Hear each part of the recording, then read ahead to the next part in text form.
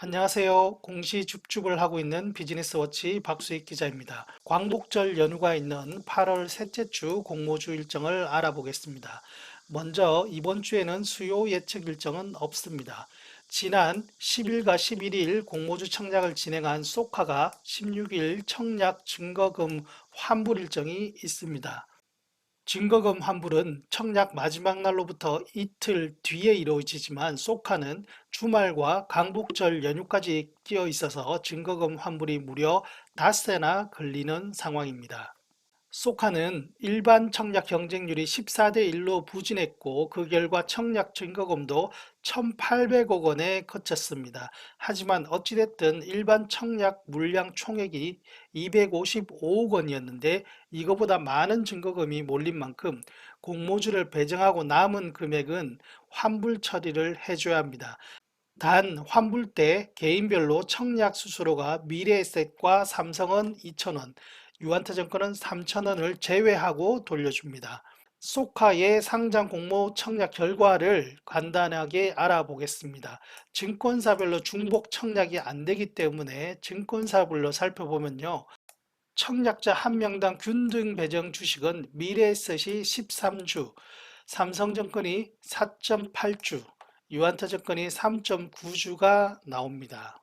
참고로 균등 배정 주식은 균등 물량에서 청약 건수를 나누면 됩니다. 그런데 소카는 최소 청약 단위가 20주였습니다. 이 경우에 청약 증거금은 10주에 해당하는 28만 원을 내게 되죠. 따라서 최소 청약을 한 분들은 10주에 해당하는 증거금만 냈는데 한 명당 미래에셋은 균등 배정 주식이 13주나 됩니다.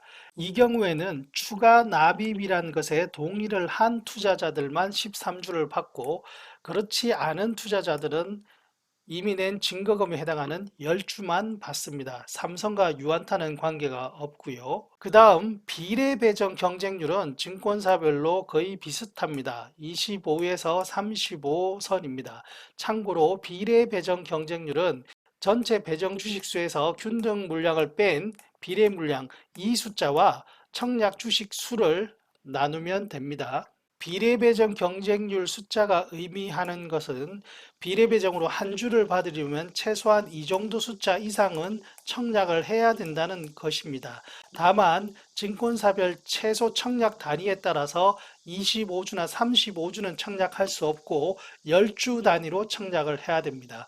따라서 미래에셋은 25주가 아닌 30주, 그리고 삼성과 유한타는 35주가 아닌 40주씩을 청약을 해야 됩니다. 그렇게 계산해서 비례배정으로 최소 한 주를 받기 위한 증거금은 증권사별로 42만 원 또는 56만 원이 나옵니다. 그 다음으로 청약 일정을 보겠습니다. 이번 주에 일반 기업 청약은 없고 기업 인수 목적 회사인 신영 스펙 8호와 IBKS 스펙 19호가 나란히 16일과 17일 청약을 하고 19일 환불해주는 일정입니다. 증거금을 환불해준다는 뜻이고요. 스펙의 유일한 목적은 비상장 회사와의 합병이고 합병 움직임이 가시권에 접어들기 전까지는 보통 공모가 2,000원 수준에서 움직입니다. 따라서 상장 첫날 따상 같은 급등 현상은 거의 나타나지 않습니다. 다만 가끔은 이상급등 현상이 나타나기도 합니다. 지난달 6월 30일에 상장한 삼성 스펙 6호가 바로 그러한 사례인데 지금도 주가가 공모가보다 많이 높지만 상장 초반부터 급등 현상이 나타났습니다.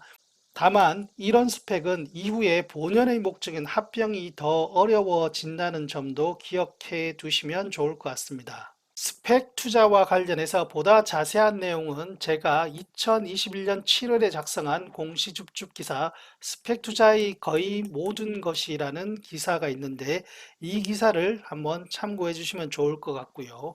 저희 공시줍줍 유튜브에서도 3개월 전에 이런 스펙 눈길 주지 마세요 라는 제목의 영상을 찍은 바 있습니다. 이 영상도 참고해 주시면 좋겠습니다.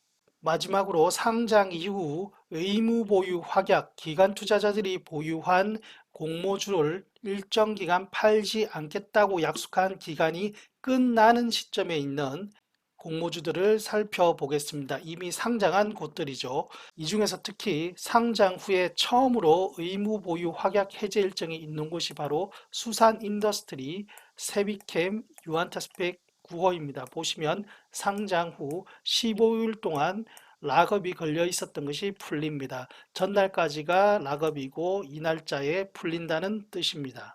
락업 해제 기업들을 조금 더 자세히 살펴보면요. 수산 인더스트리는 현재 공모가와 주가의 차이가 거의 없습니다. 다만 세비캠은 공모가보다 현재 주가가 3배 가까이 됩니다. 따라서 해제 물량 자체는 많지 않더라도 차익 매물 가능성을 염두에 두셔야 될 것 같고요. 상장 후 각각 1개월과 3개월이 지난 HPSP와 대명에너지 역시 현재 주가가 공모가보다 높은 상황입니다. 상장 1개월에서 3개월이 되면 공모주를 투자하신 분들은 대부분 주식을 가지고 있지 않은 분들이 많으시겠지만 상장 이후 시장에서 주식을 사신 분들은 차익 매물 가능성을 점검하실 필요가 있습니다. 공시주의 모든 내용은 독자들의 이해를 돕기 위한 분석일 뿐 투자 권유 또는 주식 가치 상승 하락을 보장하는 의미를 절대 담고 있지 않습니다. 광복절 연휴 행복하게 보내시고요. 저는 화요일 아침 라이브 방송으로 돌아오겠습니다. 시청해 주셔서 감사합니다.